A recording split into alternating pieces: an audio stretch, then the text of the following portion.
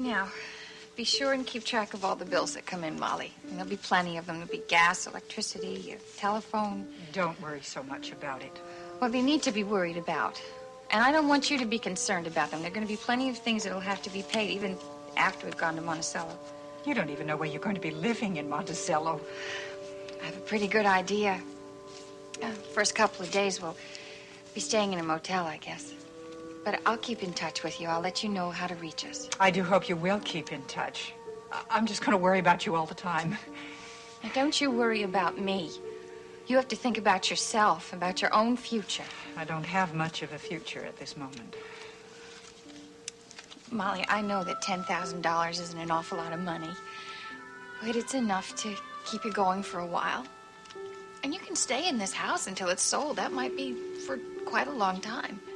Oh, I don't know if I could manage that, Miss Emily, staying in this house all by myself. Well, could you stay with your sister then? No, absolutely not. Now, there's no room for me there, and I wouldn't stay there if it was a mansion. Do you know the only thing she thinks I'm good for is to cook for her when she is sick, which is almost every day of the year. Molly, I really wish things could be different. I wish that you could be coming with us. You don't know how I'm going to miss you, Miss Emily. It's going to be like losing my whole family when you walk out that door. Excuse me, I just want to get the bags. Oh, no, Kirk, don't do that. Your leg isn't strong enough. Oh, yes, it is. I just want to take them out, throw them in the trunk. No, I can do that. No, I need to build up my strength for our new life together. Miss Emily, wait. There's one more thing I've got to say to you, something important. I guess you could call it a warning.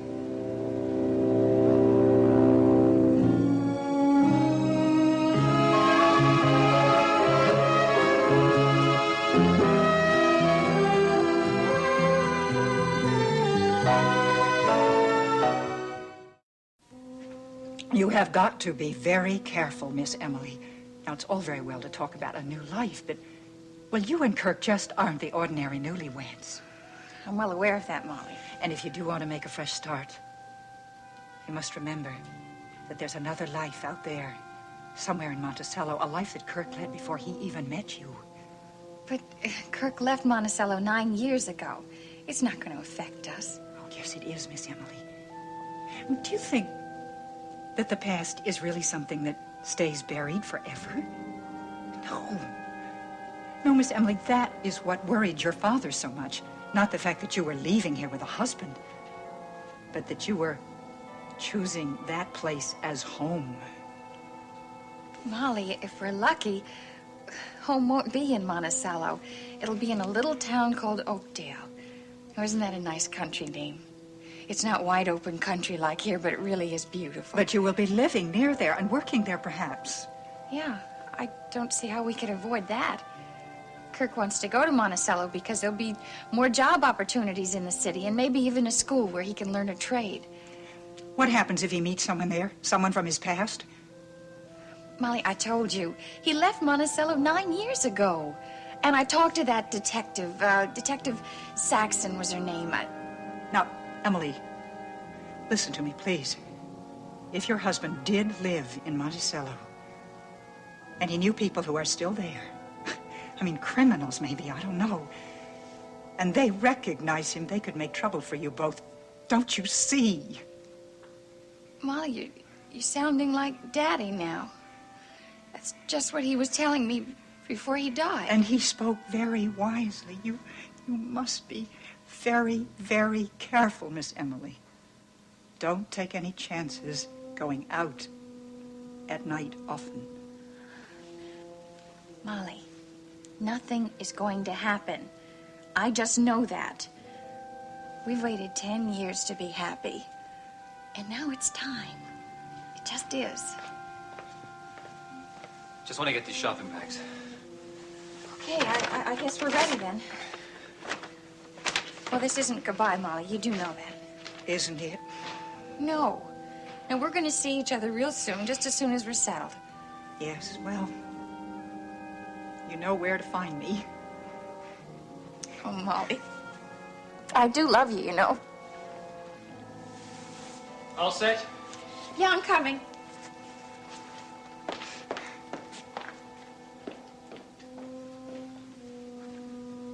Molly, thank you.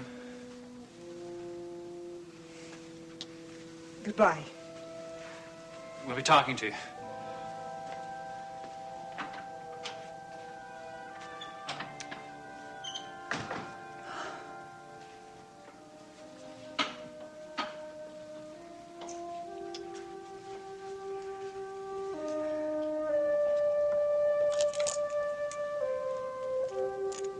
I did what I could, Dr. Gault. I warned her the best I could. With nothing I could do to keep them from going. He wants to go to Monticello, Molly, because it's his home. He's being drawn home, but he doesn't realize it himself. I just pray that Miss Emily doesn't realize it, that no one realizes who he really is. He's a married man, Molly. A married man with a newborn child. They think he's dead, don't they? They won't be looking for a dead man, will they? His name is Draper Scott. He's an attorney. He was well known in Monticello. Maybe they'll be lucky. I mean, that's possible, isn't it? And then they'll have months, even years of happiness together. Take care of my daughter, Molly. And then, I mean, who knows, even if his memory does return, he may be in love with Miss Emily, and he'll never want to part with her no matter what. Take care of her, Molly. You've always been like a mother to her. Take care of my little girl. Oh, I will. I just feel like such a fool. I mean, how could I have been taken in by Raven? I thought I knew her so well. No, you're being too hard on yourself. You forget one thing. Raven is a genius. A twisted kind of genius, but a genius nonetheless. No, I was just stupid. I acted stupid. I really thought she meant it when she wanted to have a meeting and talk to you and work this whole thing out and make a compromise, but now all she was doing was stalling, just keeping me from getting that letter to you. Well, there's not much we can do about it now. I think we ought to forget it. It's done. Who knows? The letter up there floating around in the air somewhere could very well be on its way to London. Wouldn't that be something if it ended up in Nadine Scott's backyard? She found out what kind of a rotten daughter she has? That would be some kind of justice, wouldn't it? Yeah. How far in advance do you think Raven had this plan? Do you think she knew it when she walked in the door, that she was going to grab it out of my hand and let it go floating off? No, I don't think so at all. You know Raven, she gets her inspirations on the spur of the moment. Yeah, I feel bad. Logan, there went that one piece of evidence that guaranteed you're getting Jamie back. Well, quite frankly, I'm not here to commiserate about what I don't have. I'm here to celebrate what I do have. What do you have? I got a little piece of paper here from the court. What is it? This is a certificate of paternity. What? According to this, Logan Swift, that's me, Yes? is legally Jamie's father. Oh! I am so happy for you. My God, this is the best piece of news you've gotten in a long time. It certainly is. Oh! Excuse me? Phone? Go ahead. Hello? Scott?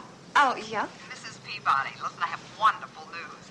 I thought it would take a little longer to sell your house, but guess what? I've got a buyer. You do? Yes, a lovely older couple, Mr. and Mrs. Everly. No need to worry about the mortgage or anything like that. They're willing to pay cash and take possession immediately. All we need is your okay.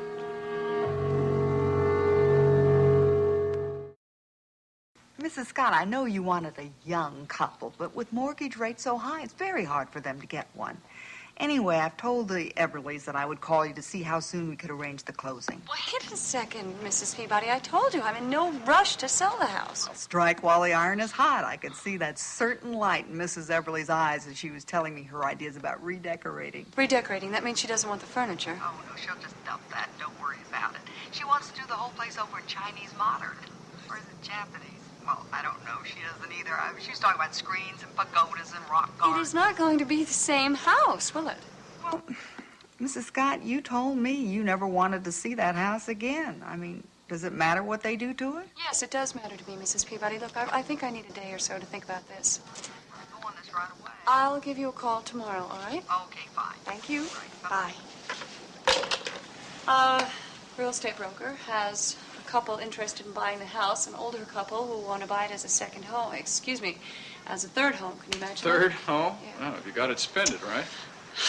I don't know, Logan. I mean, that house was our honeymoon cottage. I know that sounds corny, but I really don't care.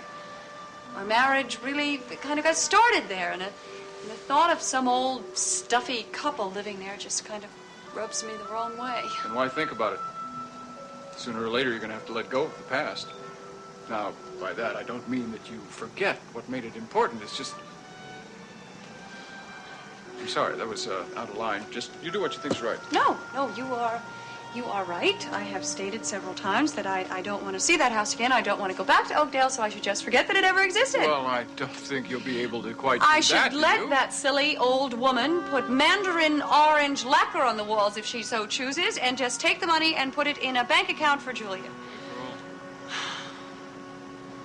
What was important about that house was nothing that went on the walls or the floors. It was the love that you and Draper brought to that place, wasn't it? Yeah, you're right. Without love, a house is empty. It never becomes a home. Exactly. Just like my living quarters right now. Empty. Without my son.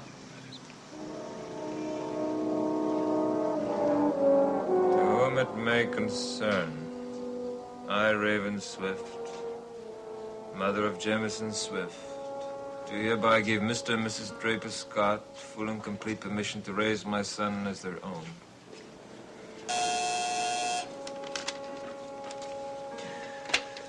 Yes, Charlie. Who is it, a creditor? Tell him I'm out. Oh, him again. He has what with him? A unicorn? Okay. Send in Mr. Kelly McGrath. Hiya, Mr. Dorn.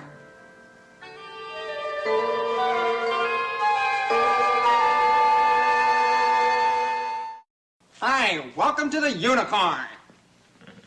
Charming little fellow. Is that what you wanted to show me? Yeah, it sure is. This is Yubi the Unicorn, good old friend of mine. I gather it's your hobby. No, it's my profession. I'm a puppeteer, Mr. Dorn. Oh, professional. I see. Well, the truth is, I haven't made that many professional appearances, but I have been paid for my work. And that makes me more than a hobbyist, doesn't it? Certainly does. Well, I'm delighted to have met Yubi, and I'm looking forward to meeting the rest of your friends. Bring them around some evening. Well, if you'll remember, Mr. Dorn, I don't have that many friends yet. I just moved here, and I'm still living with my aunt and uncle. I think you may know them.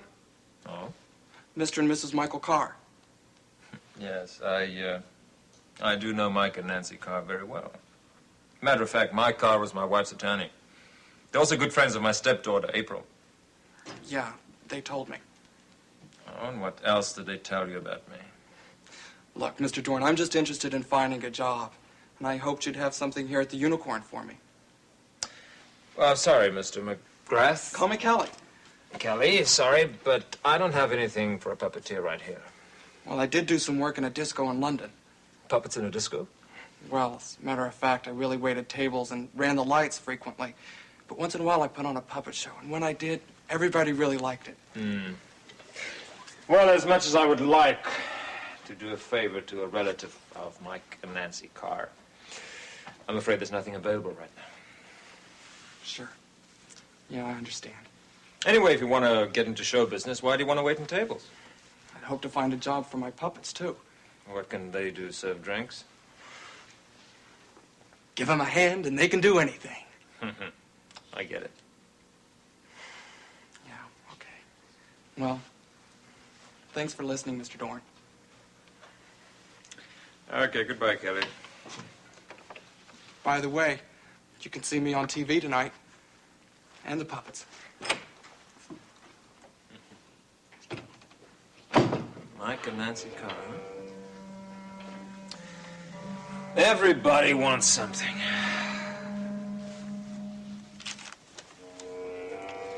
I want something, too.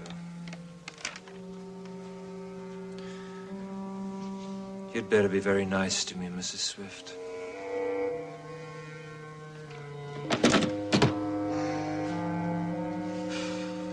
Look, Kirk, I know it's a depressing place, but it's not going to be for long. Just a few days until we can find something a little more permanent. And I wonder how easy that'll be. Why don't you let me worry about it? Emily, you're not still thinking about that house, are you? I don't think I stopped thinking about it. We'll switch gears. Start thinking about something a little smaller, like a small studio apartment. Look, Kirk, we're not paupers, you know. But we're unemployed, Emily. We don't know when we're going to be bringing any money in. I just want us to be very careful. I'd rather be happy than careful. Happiness doesn't last very long when you can't...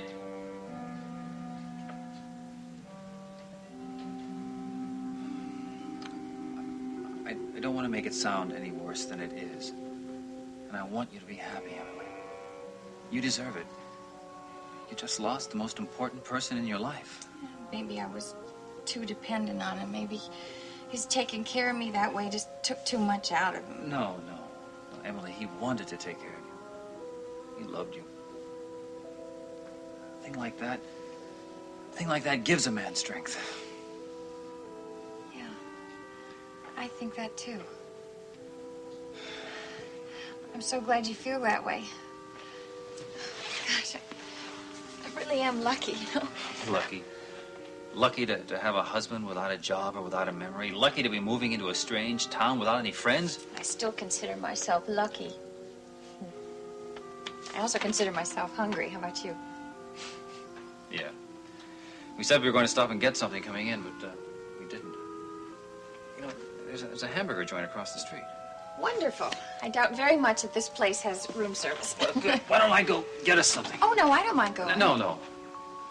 I'm going to do that. How do you like your hamburgers? Medium, I guess. French fries? Crazy about them. Bring lots of ketchup, too. Lots of ketchup. Good.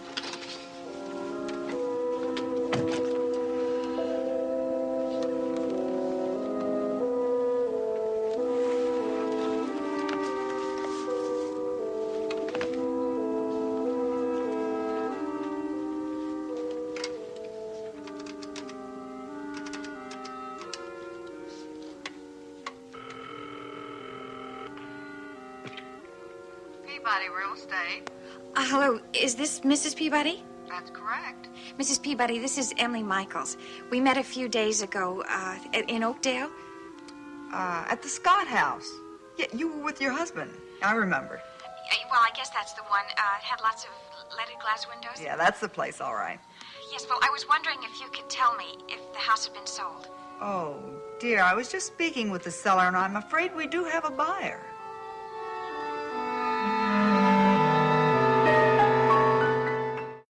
Well, I didn't say it was actually sold, only that I have an interested buyer. The only problem is Mrs. Scott doesn't seem to like the sound of them. Well, what do you mean? Well, I told you about the young lady, how she's been recently widowed. Yes, I remember. Well, she has a rather romantic notion of who she wants to live in that house, and she doesn't seem to care for the fact that they're an older couple who would only use it on weekends. Well, does that mean that she might refuse to sell it to them? Well, I think she's being a bit foolish. I'm sure she'll come to her senses. Mrs. Peabody, do you think that I could talk to the owner? Well, if you're prepared to meet the price, I see no reason why you can't talk to me. Please. I would really like to talk to Mrs. Scott before she makes up her mind. Well, I don't see why not. Hold on, let me get you her number. Well, nice to see you again. Wish I could stay longer, but duty calls. I Of gotta go play course, district of attorney. course, So, Have a good day. bye-bye. You too. Did you forget something? If I get you a babysitter some night, you think the two of us could go have a nice, quiet little dinner? Certainly has been a long time since I've been out. Well, then I think we ought to change that, don't you? Yeah, I do. I think it's a very good idea. Thank you. You're welcome.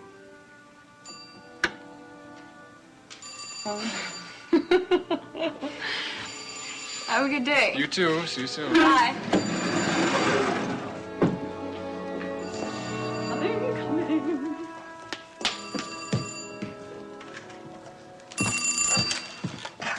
Hello. Hello, Mrs. Scott. Oh, yeah. This is Emily Michaels. We haven't met, but my husband and I were in Oakdale the other day, and we saw your lovely house. I'm sorry. What did you say your name was again? It's Michaels, Emily Michaels. I just spoke with your broker, Mrs. Peabody, and she said that you had some people who were interested in buying the house, but that you hadn't made up your mind yet. Well, no, as a matter of fact, I haven't. Well, it's such a beautiful house. My husband and I just fell in love with it as soon as we saw it. We're newlyweds, you see. Or at least we haven't been together for a very long time. Mm-hmm. And we just thought, well, there isn't a house in the world that we'd rather be together in than that house. I'm really sorry. I'm not making very much sense. No, Mrs. Michaels. As a matter of fact, you're making quite a lot of sense. Listen, do you think you could maybe come by my place and we could talk about it?